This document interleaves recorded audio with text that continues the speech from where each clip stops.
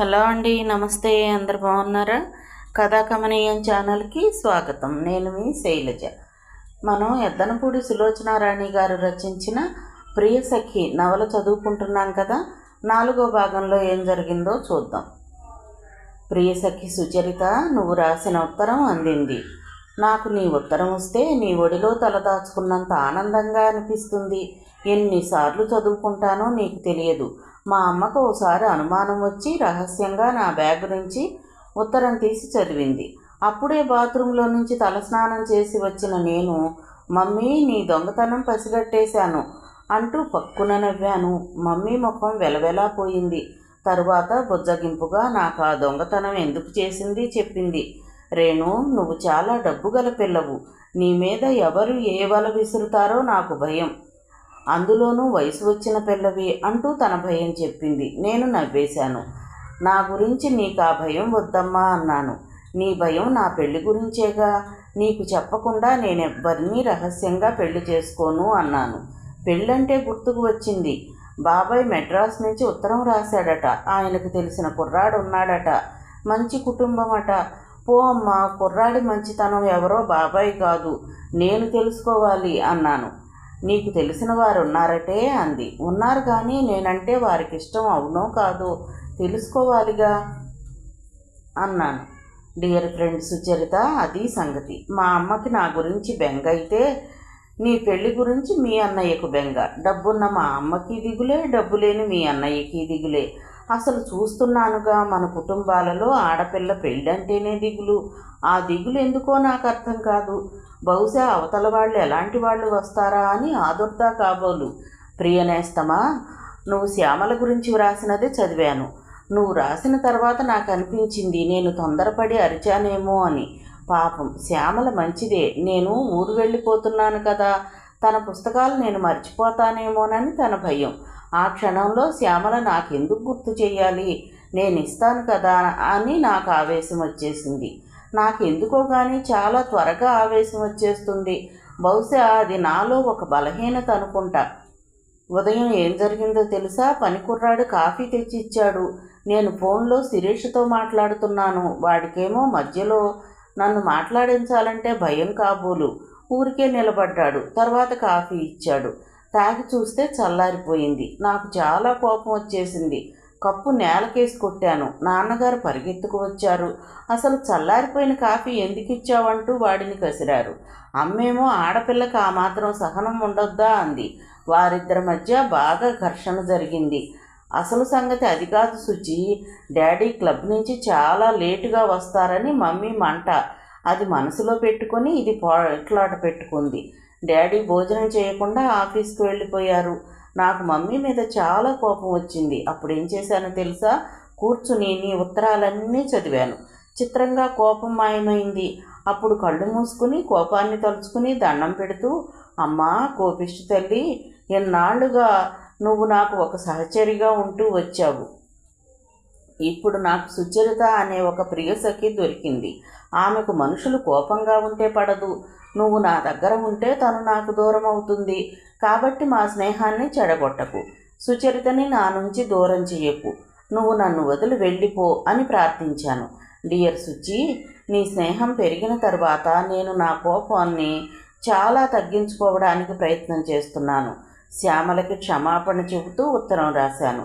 నిన్నేం జరిగిందో తెలుసా? నిన్న ఈ ఊరికి బంధువుల ఇంట్లో పెళ్లి ఉంటే శ్యామల వచ్చింది.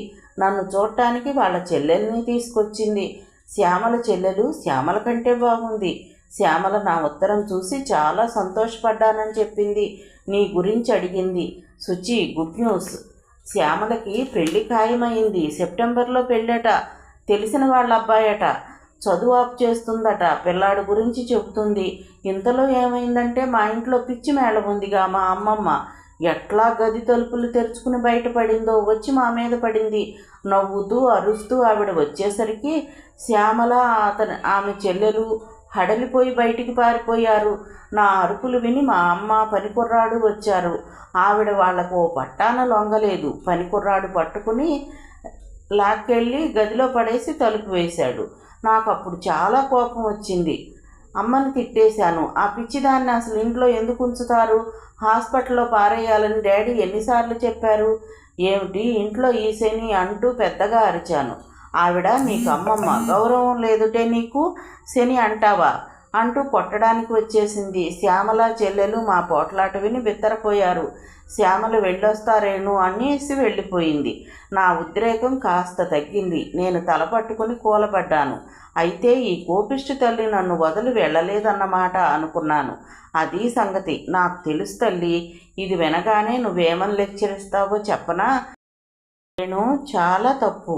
పసిపిల్లల్ని, వృద్ధుల్ని, మతిస్థిమితం లేని వారిని, మొక్కల్ని, కుక్కల్ని చాలా ప్రేమతో ఆదరంగా చూడాలి అంటావు. అంతేనా? ఏం చెయ్యను సుజ్జి. నా చిన్నప్పటి నుంచి మా అమ్మమ్మ అంటే అదేమిటో అసహ్యం. ఓసారి ఆవిడ చీర చింపి పీలికలు చేసుకుని మా నాన్న నాకు పాఠం చెబుతుంటే పరిగెత్తుకొచ్చింది. ఆవిడను చూడలేక నాన్న పేపర్ ముఖానికి అడ్డు పెట్టుకున్నారు. అప్పుడే హాస్పిటల్లో పడేయాలన్నారు. అసలు మా అమ్మ నాన్నల పోట్లాటకి ఈ అమ్మమ్మే కారణం. అమ్మది మరీ చేదస్తం. డాడీ చెబితే వినదు. ఆవిడను చూస్తే నాకు భయం. నీకు అసలు ఎప్పుడైనా భయం వేసిందా? నాకు అప్పుడప్పుడు చాలా భయం వేస్తుంది. ఎందుకో తెలియదు. నీతో కలిసి ఉంటే నాకు చాలా హాయిగా ఉంటుంది. అవును, మీ రవితేజ గారు ఎలా ఉన్నారు? నీకేమ్మా బంగారం లాంటి అన్నయ్య. అందరూ డబ్బు అందం ఉందని నన్ను చూసి ఈర్ష్యపడతారు. నేనేమో నిన్ను చూసి ఈర్ష్యపడతాను. నాకు ఒక అన్నయ్య ఉంటే ఎంత బాగుండేది అనిపిస్తుంది. ఈ మాట అన్నానని మీ అన్నయ్యకు చెప్పు. ప్రియసఖి, నేను నీకు పెట్టుకున్న ముద్దు పేరు ఎంతో బాగుంది కదూ. హేమంత్ అని అతని గురించి రాసావు కదా. ఈసారి ఆలోచించి రాస్తాలే. నువ్వు సెలవులకు మా ఇంటికి వస్తావా రావా? రాకుండా ఉండు. నేను ఎప్పుడో ఓసారి మీ వాకిట్లో కనిపిస్తాను. మీ అన్నయ్య నాకయ్యే ఖర్చులకు మూర్చిపోతాడేమో. జవాబు రాయి సుచి. నాకు నిన్ను చూడాలనిపిస్తోంది. నిజం చెప్పనా? నిన్ను చూడడానికి వస్తే నీతో పాటు మీ అన్నయ్య కనిపిస్తాడు కదా అని. అయినా మీ అన్నయ్య మరీ ఇంత మునిపొంగవుడేమిటే బాబు? ఆ రోజు స్టేషన్లో నేను నవ్వితే నవ్వనే లేదు. అయ్యయ్యో, చెప్పడం మర్చిపోయాను. మా అమ్మ చెప్పింది. మా అమ్మకి పిన్ని మనవరాలి కూతురుందట. ఎర్రగానే ఉందిట. ఇంటర్తో చదువు ఆపేసింది. వీణ వాయిస్తుంది. మీ అన్నయ్యకు ఫోటో పంపించమంటావా అడగమంది. నేను నీకు ఉత్తరం రాస్తా అన్నాను. అవును, మీ అన్నయ్యకి ఎలాంటి అమ్మాయి కావాలి? అందం ఉండాలా? చదువు కావాలా? డబ్బు ఉండాలా? పేద ఇంటి పిల్లే కావాలా? వివరాలు రాయి. మాకు తెలిసిన వాళ్ళలో చాలామంది పెళ్లి కాని ఆడపిల్లలు ఉన్నారు. సుచి, నాకు ఇక్కడ ఏం పొద్దుపోవడం లేదు. నీకైతే టైం చాలడం లేదని రాశావు. ఎంత అదృష్టమో. ఊరికే కూర్చున్న వాళ్ళకే తెలుస్తుందా ఆ నరకం. So dear friend, good night. ఇంతకీ తమరికి ఎలాంటి వ్యక్తి భర్తగా కావాలంటావో చెప్పు. ఆ జానుబాహుడు, అరవింద దళాక్షుడు కావాలా? మిస్టర్ సింపుల్ కావాలా? ఇక్కడ నాకేం తోచడం లేదు. ఈ సెలవుల్లో నీకు మీ అన్నయ్యకి పెళ్లి సంబంధాలైనా చూస్తాను. మీ అన్నయ్యతో చెప్పు, తను ఇష్టపడే అమ్మాయి కంటే తననిష్టపడే వాళ్ళను చేసుకోమను. అది చాలా సుఖం. అతను నా మాట ఒప్పుకుంటే అతనంటే ఈ ప్రపంచంలో ఎవరెవరు ఇష్టపడేవారున్నారా అని ఇక వేటకు బయలుదేరతాను. నేను ఇలా ఉత్తరం రాస్తుంటే భారతం అయిపోయేటట్టు ఉంది. ఉంటాను సుచి. ఇక ఉత్తరం పొడిగించను. ప్రామిస్. ఈసారి నిజంగా గుడ్ నైట్. నీ ప్రేమకి పాత్రురాలు అయిన ఒక అదృష్టవంతురాలు రే. సుచరిత ఆ ఉత్తరాన్ని చిరునవ్వుతో మళ్ళీ మళ్ళీ అక్కడక్కడా చదువుకుంటోంది. మధ్య మధ్యలో పరధ్యానంగా ఆలోచిస్తోంది. సుచి, ఏమిట్రా చీకటి పడింది, ఎలా చదువుతున్నావు అన్న మాటలు విని ఉలికిపాటుగా తలెత్తి చూసింది. ఎదురుగా రవి నిలబడి ఉన్నాడు. ఓ, నేను మీరు రావడం చూడలేదన్నయ్య అంది ఉత్తరం గబగబా మడుస్తూ. ఏమిటమ్మా దస్తావేజు? మీరే రాసిన ఉత్తరమా అన్నాడు సుధాకర్ వెనక సీట్లో కూర్చుంటూ. హేమంత్ వచ్చి పక్కన కూర్చున్నాడు. అవును అంది సుచరిత. ఇంతలో గాలి రివ్వున ఇచ్చింది. సుచరిత చేతిలో కాగితాలు చెదిరి హేమంత్ ఒడిలో, అతని ఛాతీ మీద పడ్డాయి. అరే రే, అతను ఒడిలో పడ్డవి తీస్తుంటే సుచరిత కంగారుగా అతని ఛాతీ మీద పడిన కాగితాన్ని తీసుకోబోయింది. కాగితం గాలికి లేస్తుంటే హేమంత్ కూడా గుప్పెటతో పట్టుకున్నాడు. ఆ ప్రయత్నంలో సుచరిత చెయ్యి అతని గుప్పెట్లో చిక్కి అతని ఛాతీ మీద ఆనింది. ఒక్క సెకను ఇద్దరూ ఆగిపోయారు. సుచరిత చెయ్యి లాగేసుకుంది. అతను కాగితాలు సర్ది ఆమె చేతికిచ్చాడు. రే లాగానే ఆమె ఉత్తరాలు కూడా అల్లరి చేస్తుంది అన్నాడు సుధాకర్. రే అంటే అన్నాడు హేమంత్. మధ్యాహ్నం ఉత్తరం రాలా ప్రియసఖి సుచరిత అంటూ గుర్తు చేశాడు సుధాకర్. ఓ అన్నాడు హేమంత్. అన్నయ్య త్వరగా ఇంటికి వెళదాం, వంట చెయ్యాలి అంది సుచరిత. నాకు ఇప్పుడే ఆకలేస్తుంది అన్నాడు రవి. మనం హోటల్కి వెళదాం అన్నాడు హేమంత్. ముగ్గురు హోటల్కి వచ్చారు. సుజ్జికి ఐస్ క్రీం చెప్పాడు రవి. తను చెప్పలేదట్రా కేకేశాడు సుధాకర్. నేనుండగా తను చెప్పే అవసరం రాదు అన్నాడు రవి. హేమంత్ సుచరిత వైపు చూశాడు. తను ఆ ప్రసంగం వినటం లేదు, పుస్తకాన్ని చూస్తోంది. మేం పార్టీ చేసుకుంటున్నాం అన్నాడు హేమంత్. ఎందుకు అంది సుచరిత. మేము ఏ వ్యాపారం చెయ్యాలో నిర్ణయమైంది. అవునా, నిజంగానా? ఏం వ్యాపారం ఆసక్తిగా అడిగింది. ఇటుకలు బట్టి వ్యాపారం అన్నాడు హేమంత్. ఏమిటి? సుచరిత ఐస్ క్రీం తినడం మానేసి ఆ ముగ్గురు వైపు మార్చి మార్చి చూసింది. అవును, అనుకోకుండా ముగ్గురం ఒకేసారి అనేశారు. ఆ వెంటనే పక్కున నవ్వారు. Wish you best of luck. అయితే నాకు ఐస్ క్రీం ముందే ఇచ్చారన్నమాట అంది. థ్యాంక్ యూ అన్నాడు హేమంత్. అయ్యో బంగారు తల్లి, నువ్వెంత అల్ప సంతోషివమ్మా. నేనైతే ఏదో ఒక పెద్ద కోరిక కోరేవాణ్ణి. నేనిప్పుడే నీకు అప్లికేషన్ రాస్తాను అంది. అప్లికేషనా? ఎందుకు? నా చదువు అయిపోయింది. నాకు మీ కంపెనీలో ఉద్యోగం ఇవ్వండి. మరి నీకు ఉద్యోగం ఏమిటి? నువ్వు ఒక పార్ట్నర్వే, నీకు షేర్స్ ఇస్తాం అన్నాడు సుధాకర్. ఇదిగో, పార్ట్నర్స్తో సంప్రదించకుండా అలా వాగ్దానాలు చేయవచ్చునా? రవి ఓ మొట్టికాయ వేశాడు. సారీ, ఇంకెప్పుడు చెయ్యను అన్నాడు సుధాకర్ నాలిక ఖర్చుకుని. ఈ ఒక్కసారికి అతను అన్నమాట నిలబెట్టేద్దాం రవి. సుచరితకు కూడా పార్ట్నర్షిప్ ఇద్దాం అన్నాడు హేమంత్. ఓకే, మీ ఇష్టం అన్నాడు రవి. ఓ అంది సుచరిత ఆనందం పట్టలేనట్లు కళ్ళు పెద్దవి చేసి చూస్తూ. నువ్విప్పుడు మాకు పార్టీ ఇవ్వాలి అన్నాడు సుధాకర్. అందరూ గొల్లున నవ్వారు. 15 రోజులు గడిచాయి. ఆ రోజు ఉదయం సుచరిత వంట చేస్తుంటే రవి లోనికి వచ్చాడు. సుచి, ఈరోజు మేము యాదగిరిగుట్ట వెళుతున్నాం, నువ్వు కూడా వస్తావా అన్నాడు. ఎవరెవరు అడిగింది. నేను, హేమంత్, సుధాకర్. యాదగిరిగుట్టకి 2 కిలోమీటర్ల యువతల ఒక అతను పొలం 10 ఎకరాలు అమ్ముతున్నాడట. ఒక బ్రోకర్ చెప్పాడు. హేమంత్, నేను అది చూడటానికి వెళుతున్నాం. సుధాకర్ శ్రీలక్ష్మికి మొక్కు ఉంది, వస్తాను అందట. నువ్వు కూడా రా అన్నాడు. సుచరిత తల ఊపింది. తినడానికి ఏమైనా చేసుకొని రానా? నీ ఇష్టం, నీ ఓపిక అన్నాడు. అత్తయ్య దగ్గర ఎవరుంటారు మరి? పక్కింటి పిన్ని గారిని చూడమంటాలే. పూరీ కుర్మా చేస్తా అన్నయ్య అంది. పేపర్ చూస్తున్నాడా రవి? వద్దులేమ్మా, బిస్కెట్స్ ఏమైనా తీసుకువెళదామన్నాడు. వద్దు, అవి తిన్నట్టే ఉండవు. ఎంతసేపు? క్షణంలో చేస్తాను అంది.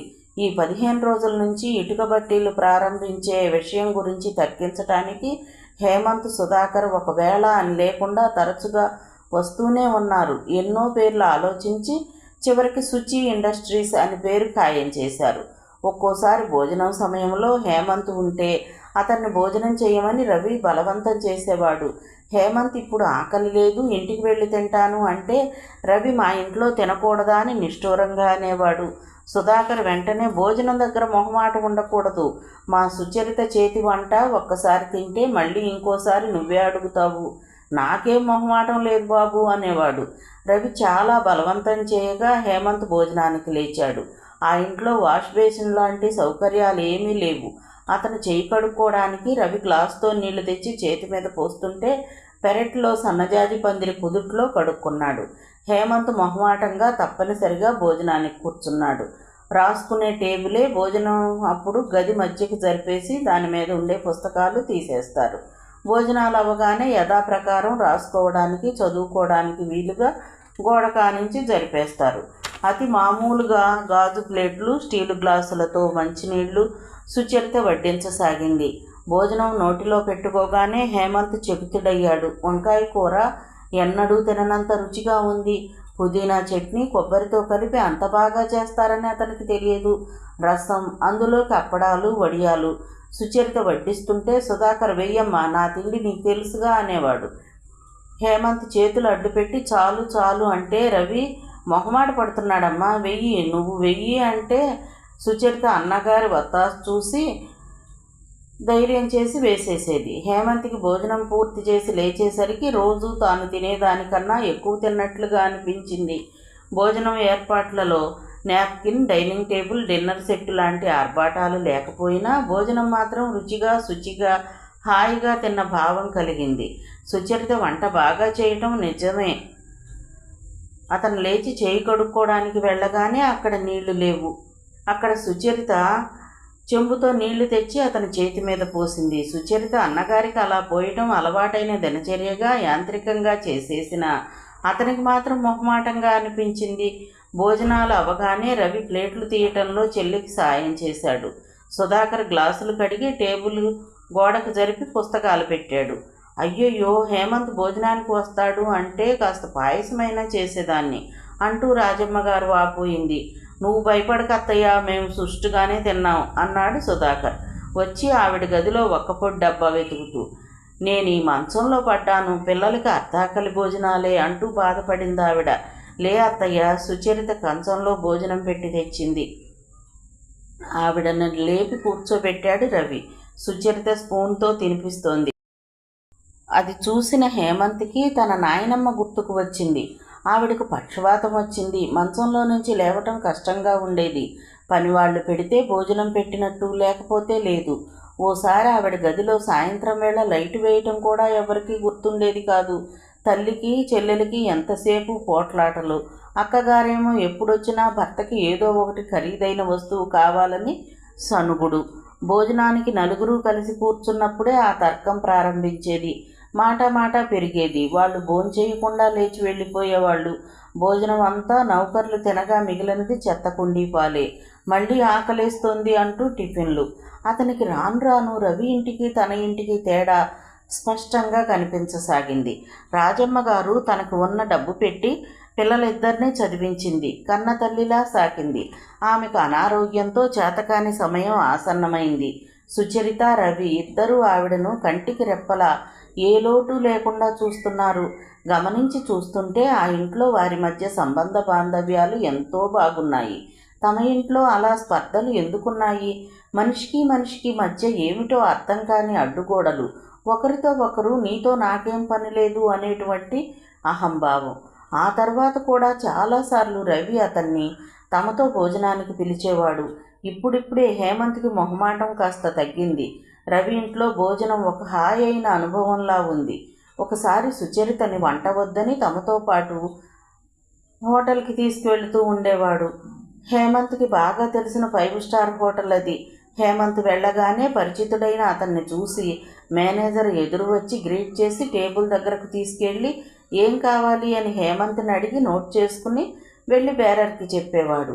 ఈ ప్రత్యేకత చూస్తే సుధాకర్కి ముచ్చట వేసేది. ఎంతైనా డబ్బుంటే వచ్చే గౌరవం వేరు. అందుకే అందరూ డబ్బు సంపాదించాలని ఆరాటపడతారు. చూడు, అతను స్వయంగా వచ్చి ఎలా కనుక్కుంటున్నాడో అన్నాడు.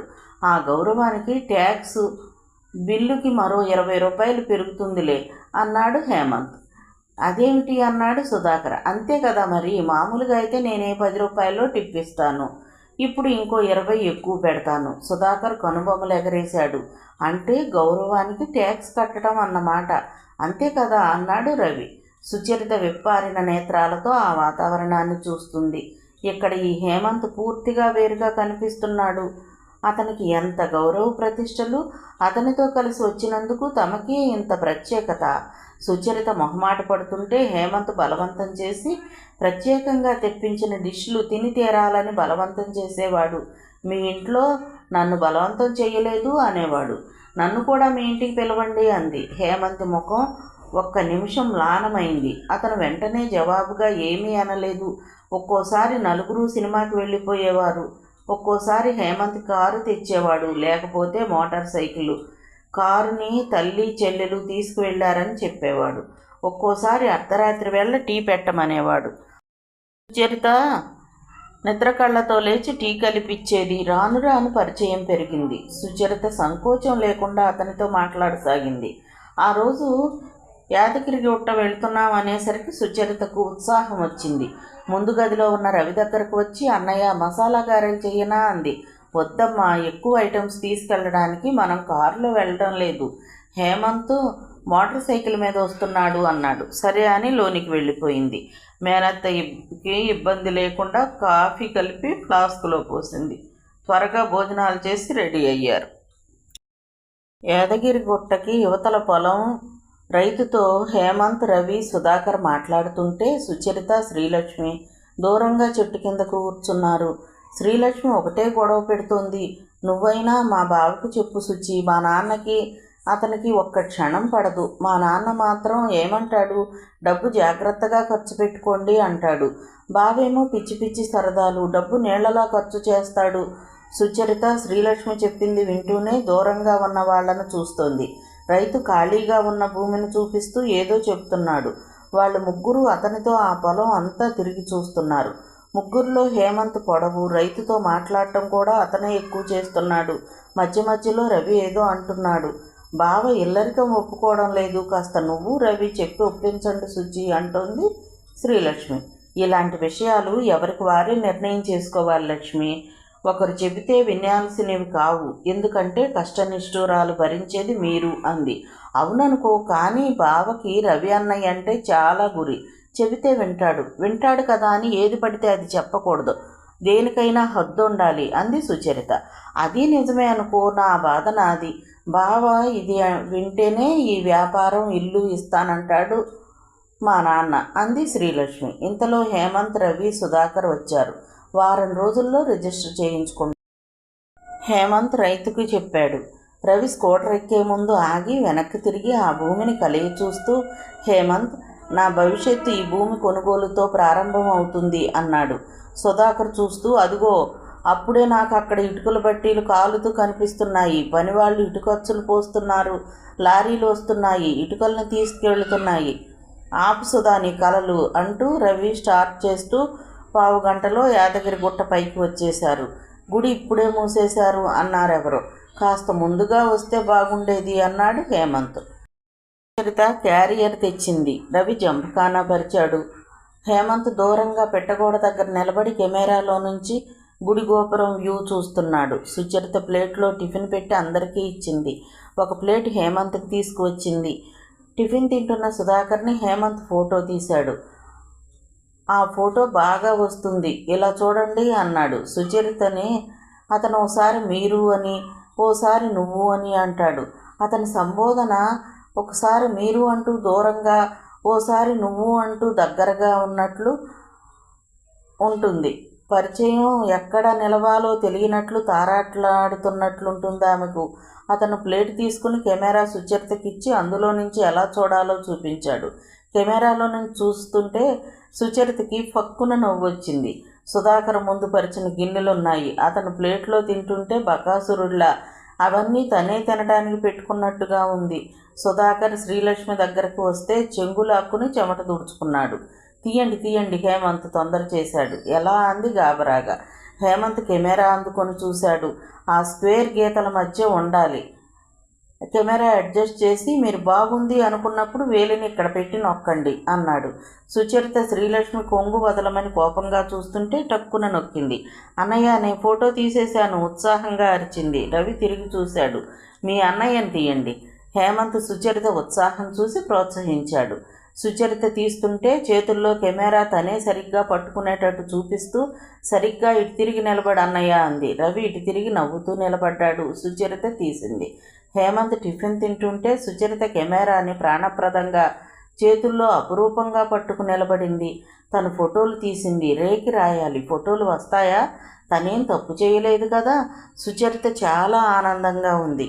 హేమంత్ టిఫిన్ తింటూ, అందులో రీలు వచ్చేటప్పుడు లోడ్ చేశాను, మీకు ఇష్టమైనవన్నీ తీసేయండి అన్నాడు. నిజంగానే తీయమంటారా అందామె. నిజంగానే అన్నాడు అతను. అందరూ సరదాగా టిఫిన్లు తిని ఫోటోలు తీసుకున్నారు. మా సుచరితకి ఫోటోలు తీయటం వచ్చేసింది. నా పెళ్లిలో నువ్వే ఫోటోగ్రాఫర్వి అన్నాడు సుధాకర్. ఫోటోలు తీయడం అన్నగారు నేర్పారు కదా సుచి, గురుదక్షిణ ఇవ్వాలి అంది శ్రీలక్ష్మి. ఓ తప్పకుండా ఇస్తుంది, సుధాకర్ వాగ్దానం చేసేశాడు. హేమంత్ సుచరిత వైపు చూశాడు. ఆ ముఖం మనోజ్ఞంగా, సంతోషంగా, అపురూపంగా వెలిగిపోతోంది. ఒక్క నిమిషం అతను ముగ్ధుడైనట్టు చూశాడు. అతనికి ఆ క్షణంలో తన కళ్ళెదుట ఎన్ని నగలు తెచ్చినా, ఎన్ని చీరలు బహుమతులుగా ఇచ్చినా ఎప్పుడూ ముఖం చిటపటలాడించే చెల్లెలు వీణ గుర్తుకు వచ్చింది. సాయంత్రం వరకు ఉండి దేవాలయం తలుపులు తెరిచిన తరువాత పూజ చేయించి ప్రసాదం తీసుకుని బయలుదేరారు. పూజ చేయించకుండా వెళితే ఇంకేమైనా ఉందా? శ్రీలక్ష్మి నన్ను చంపేస్తుంది, మొత్తానికి తన మొక్కు తీరింది అన్నాడు సుధాకర్. ఇది తీరినట్టు కాదు, రాగానే దేవుడి దర్శనం అవ్వాలి, మనం ఇంకోసారి రావాలి అంది శ్రీలక్ష్మి. రవి స్కూటర్ స్టార్ట్ చేశాడు. అది వెంటనే స్టార్ట్ అవ్వలేదు. అన్నీ అపశకునాలే సణుక్కుంది శ్రీలక్ష్మి. దీనికి నిన్ననే కాస్త రోగం వచ్చింది, నేనే బాగు చేశాను, ట్రబుల్ ఇవ్వదనే అనుకుంటున్నాను అన్నాడు రవి. బండి స్టార్ట్ అయింది. అమ్మయ్య పర్వాలేదు, స్టార్టింగ్ ట్రబుల్ అన్నమాట అన్నాడు సుధాకర్ తను స్టార్ట్ చేస్తూ. ముగ్గురు బయలుదేరారు. అప్పటికే చీకటి పడింది. హేమంత్ ముందు వచ్చేశాడు. సుధాకర్ కనిపిస్తున్నాడు. రవి స్కూటర్ కనిపించలేదు. హేమంత్ మోటార్ సైకిల్ ఆపాడు. సుధాకర్ కూడా దగ్గరకు వచ్చాడు. రవి రావటం లేదేమిటి అన్నాడు హేమంత్. అదే శ్రీలక్ష్మి చెబుతుంటే నేను చూస్తున్నా అన్నాడు సుధాకర్. 10 నిమిషాలు చూశారు. రవి చాడే లేదు. మీరిక్కడ వెయిట్ చేయండి, నేను వెళ్ళి వస్తాను అన్నాడు హేమంత్. హేమంత్ వెళ్ళిన 15 గంటకు తిరిగి వచ్చాడు. రవి స్కూటర్ రావటం లేదు. హేమంత్ వెనుక సుచరిత ఉంది. అదేమిటి రవి ఏడి అన్నాడు. స్కూటర్ స్టార్ట్ అవ్వడం లేదు, కొండ దిగువన చూపిస్తే మెకానిక్ ఊర్లో లేడట, ఇప్పుడే 1 గంటలో వస్తాడట, అతను వచ్చి బాగు చేసేసరికి ఎంత టైం పడుతుందో, మనల్ని వెళ్ళిపోమన్నాడు అని చెప్పాడు. సుచరిత తను హేమంత్తో వెళ్ళనని ఉంటానని అంది. ఎంత రాత్రి అవుతుందో తెలియదు, ఇంటి దగ్గర అత్తయ్య ఒక్కతే ఉంది, వెళ్ళు అన్నాడు రవి. బస్సు ఉందేమో, అందులో వెళతాను అంది. నీకేమైనా పిచ్చా, హేమంత్తో వెళ్ళమంటుంటే రవి కసిరాడు. అతను అసలే స్కూటర్ చెడిపోయిందనే చిరాకులో ఉన్నాడు. సుచరిత మారు మాట్లాడకుండా హేమంత్ మోటార్ సైకిల్ వెనక ఎక్కి కూర్చుంది. డబ్బుందా అన్నాడు హేమంత్. రవి జేబులో నుంచి తీసి చూసుకున్నాడు. 40 రూపాయలున్నాయి చాలు. హేమంత్ పర్సు తెరిచి 100 రూపాయల కాగితం ఇచ్చాడు. ఉంచు అన్నాడు. అతను తీసుకున్నాడు. ఆలస్యమైనా నువ్వేం కంగారు పడకు, నేను వచ్చేస్తాను అన్నాడు.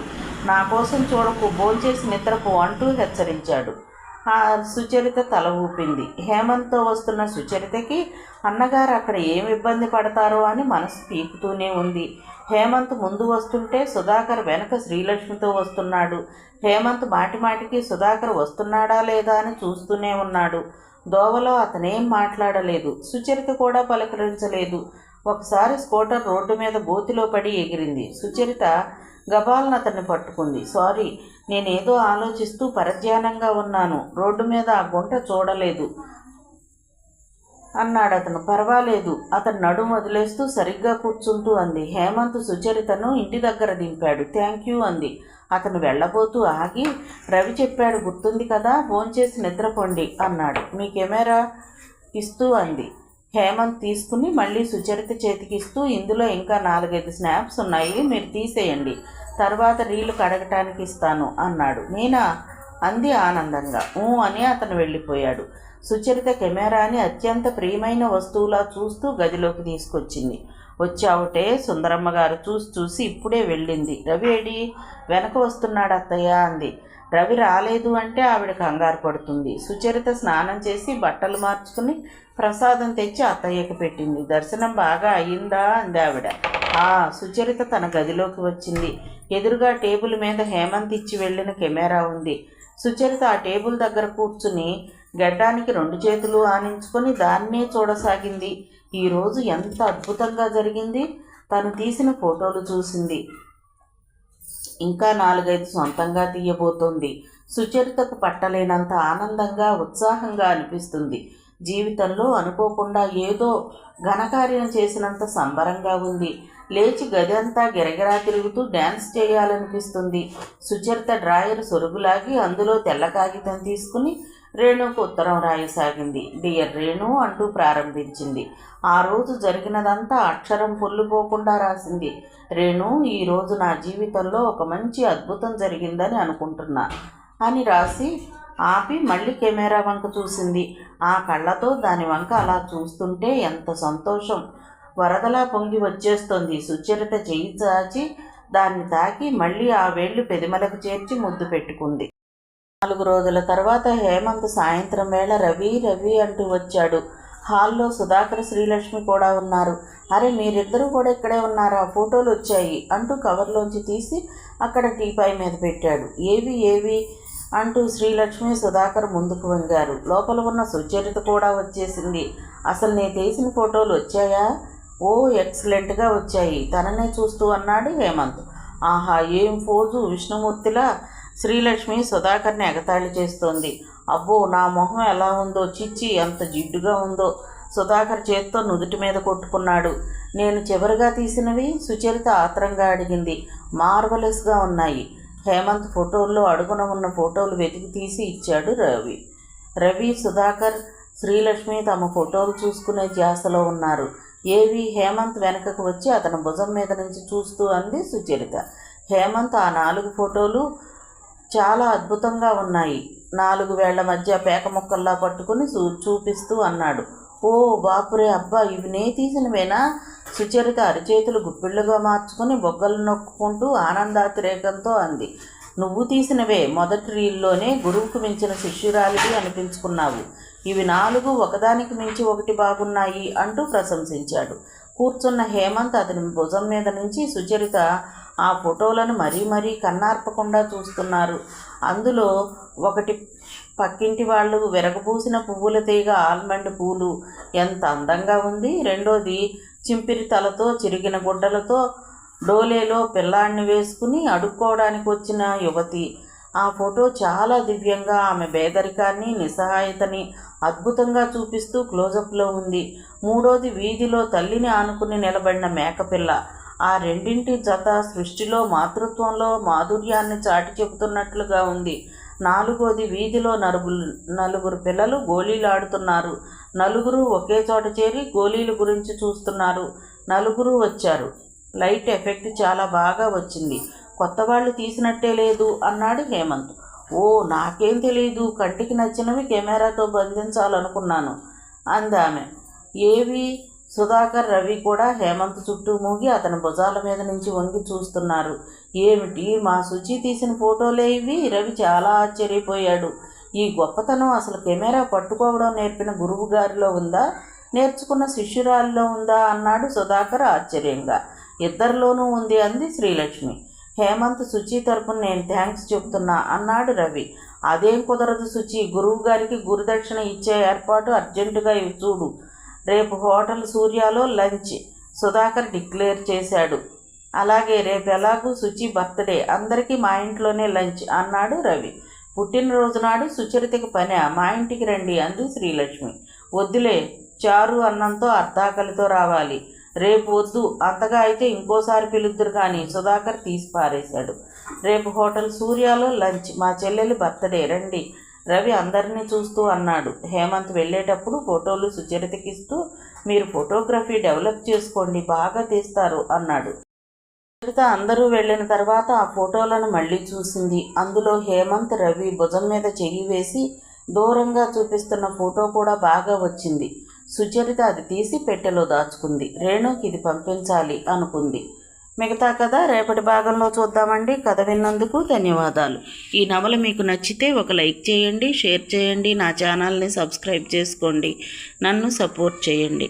మీరిచ్చే ఒక్క లైక్ నాకు, నా ఛానల్కి ఎంతో సపోర్ట్ని ఇస్తుందండి. Thank you. ఉంటానండి.